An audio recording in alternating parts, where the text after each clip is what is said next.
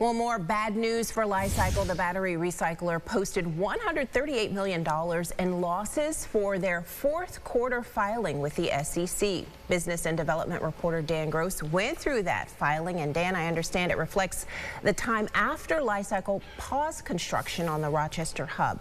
Dan's in the studio now. Hey, Teresa, that's right. And they also said in October of last year when they paused the hub that it was due to construction costs and that they will continue to reevaluate this business model. But with this filing, it doesn't paint a good picture for the company. Friday, Li-Cycle filed their fourth quarter and year-end summary with the SEC. That filing continues to paint a grim picture for the battery recycler, despite a reported increase in sales of the last quarter of the year. Now, when it paused construction on the Rochester hub, it cited an increase in construction costs.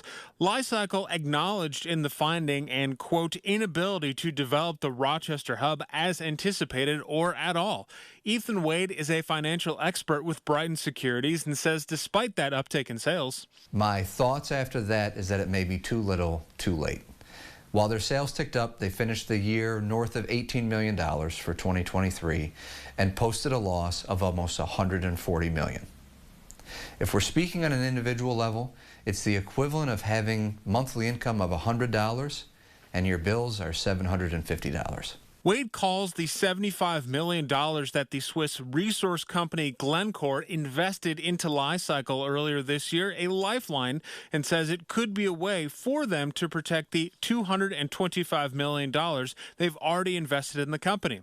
Wade sees few options for Li-Cycle. Either the company could be bought for pennies on the dollar or declare bankruptcy. Li-Cycle has previously told News 8 that bankruptcy is not on the table, and they will continue to work with the federal government to try to secure that $375 million loan.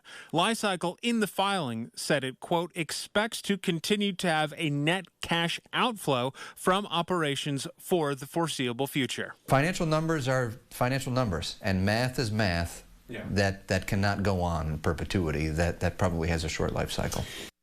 Interesting note here, Li-Cycle stocks actually hit $1 per share today, allowing them to continue to trade on the New York Stock Exchange after they were warned in January. Li-Cycle didn't have any additional comment today, but a spokesperson tells me they're hosting an earnings call tomorrow morning at 8:15. Reporting in the studio, Dan Gross, News 8.